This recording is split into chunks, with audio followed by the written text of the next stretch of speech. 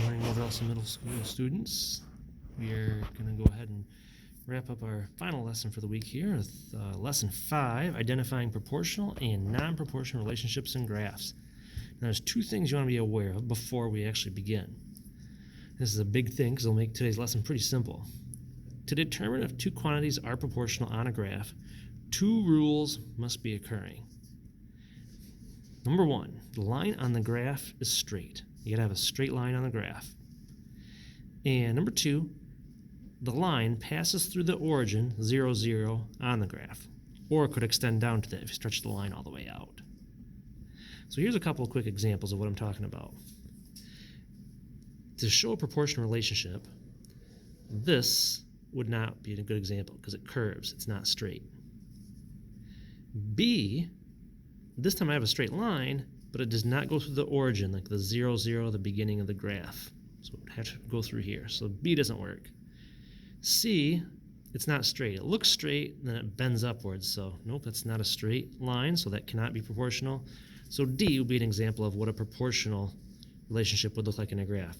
A line that goes through the origin and can go straight all the way through. So let's take a look here at some examples. Isaiah sold candy bars to help raise money for his scouting troop. The table shows the amount of candy he sold compared to the money he received. Is the amount of candy bars proportional to the money Isaiah received? How do you know? Well, take our y values divided by x values. Sold 2 candy bars and got $3. So 3 divided by 2 means he paid $1.50 per bar. 5 divided by 4, $1.25 per bar, and so on. You start seeing these all become different.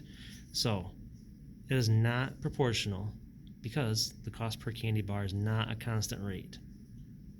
So as soon as you start getting different numbers, when you take your y values divided by x values, it's going to be different. It's not proportional. All right, now how do I take that information and apply it to a graph? Well, using the ratio provided, create a table that shows money received is proportional to the number of candy bars sold. Plot the points in your table on your grid. And what I want to do is create an equivalent ratio to this all the time. So 2 candy bars get sold, you get $3. Well, let's double it. 4 candy bars sold, double my money here, I get $6 received. Go back to my original ratio, the 2 candy bars to 3, triple it. 2 times 3 gives you 6 candy bars, which means 3 times 3 gives you $9.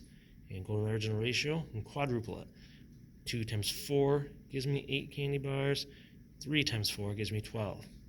So now, if I actually graph these points, all right, you start at your origin, which is 0, 0. Now, obviously, 0, 0 is not part of my table information at all, but I want to see if my line will actually be able to go through that. So to graph the first set of points, x value is 2 and y value is 3. Remember how to graph from last year. We started our x, which is on the bottom, and moved right 2 places. My y value is a 3, so I go up 3. And then my other set of points was 4, 6. So I start at your origin, go right 4, up 6. And then my third set was 6 and 9, so right 6, up 9. And then my final set of data said I get 8 candy bars and you get $12. So move on up. You connect your dots, and it would be able to stretch right down in the origin. It's a straight line, so yes, that would be an example of a proportional relationship.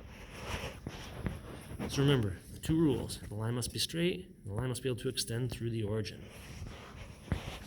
All right, so this was the original information that we said we proved with numbers was not proportional.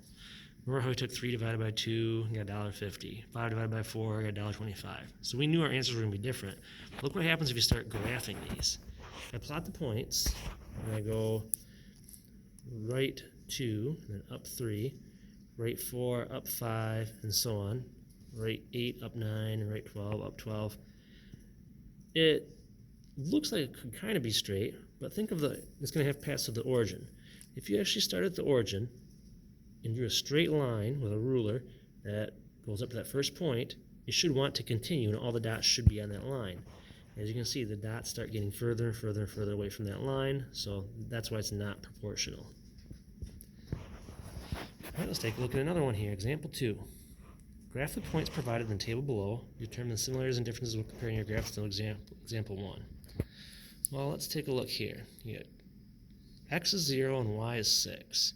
So we move 0 to the right and just go up 6.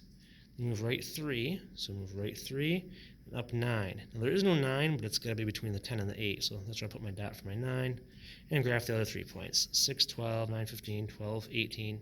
You can see I got all my dots there, all connected on the graph, but that is not proportional because the line does not go through the origin. So you'd have to be able to extend down into this point and then form a straight line.